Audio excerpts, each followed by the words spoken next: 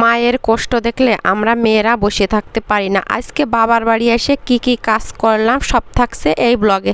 Hello everyone, আসসালামু আলাইকুম। সবাই কেমন আছেন? আশা করছি সবাই ভালো আছেন। তো একদম সকালবেলা ঘুম থেকে উঠেই দেখি আমার বড় কাকা যে কালকে জাল পাতছিল সেই জালগুলো ঝাড়ছে আর কি মাছ বাঁধছে।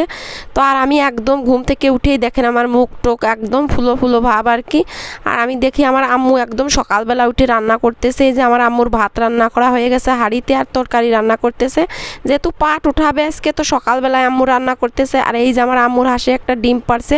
আর এগুলো হচ্ছে আমাদের ছোলম গাছ, দেখেন কি পরিমাণ ছোলম ধরছে। এরপর দেখি আমার আব্বু সেই জাল পাচ্ছিল, সেই জালগুলো উঠাই নিয়ে আসছে। তো অল্প কিছু মাছ বাঁচছে, আসলে অনেকগুলা মাছ বাঁচছিল, সেই মাছগুলো মরে গেছে। আমার আব্বু সব মাছ ফেলাই দিয়েছে আর ভালোগুলো একটু নিয়ে আইছে। এর মধ্যে একটা বাইলে মাছ ছিল, একদম দেখেন কাবু মাছ, তো আমি ধরছিলাম। তারপরে দেখি বড় কাকা ওই যে জাল পাচ্ছিল, সেই জালে কি মাছ পাইছে। বড় কাকা অনেকগুলা কই মাছ পাইছে।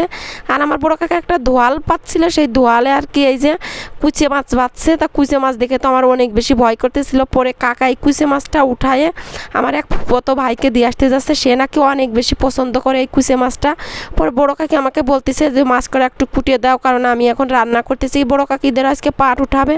তো আমি এই যে মাছগুলো কেটে নিচ্ছি। আর মাছ করতে বেশ আমি ভালোই পারি, কিন্তু আমার ভালো লাগে মাছ করতে। এই দেশি মাছগুলো খাইতে কিন্তু অনেক বেশি মজা লাগে। এদের পর দেখি আমার আব্বু 3 আটি পাট উঠাই নিয়ে আসছে। পাট কিন্তু ভালো মতো জাগই হয়নি। আমি কিন্তু মূলত পাট বাছার জন্যই আসছি, কিন্তু পাট জাগ হয়নি। তারপরে হয়তো 3 আটি উঠা নিয়ে আসছিল। সকালবেলা আমি বেছে নিছি, আম্মু আর কি রান্না করতেছিল, তো এই জন্য আমি বেছে নিচ্ছিলাম।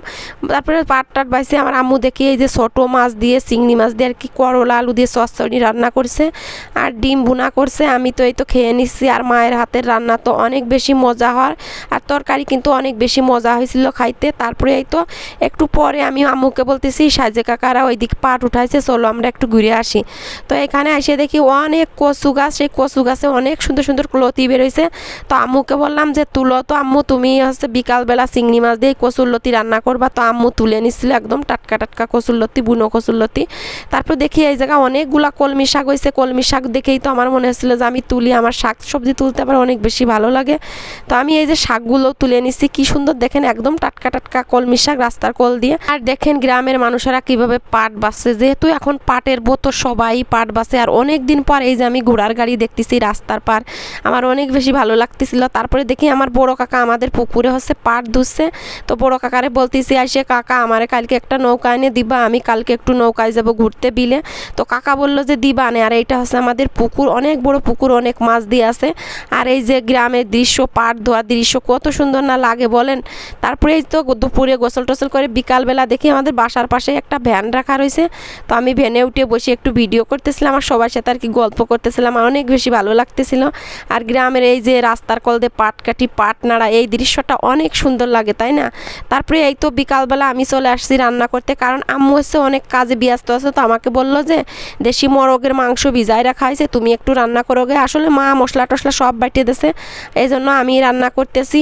আর দেশি মোরগের মাংস রান্না হবে আলু দিয়ে, সাথে সিতরুটি পিঠা বানানো হবে। এই দেখেন আমার রান্নাটা হয়ে গেছে।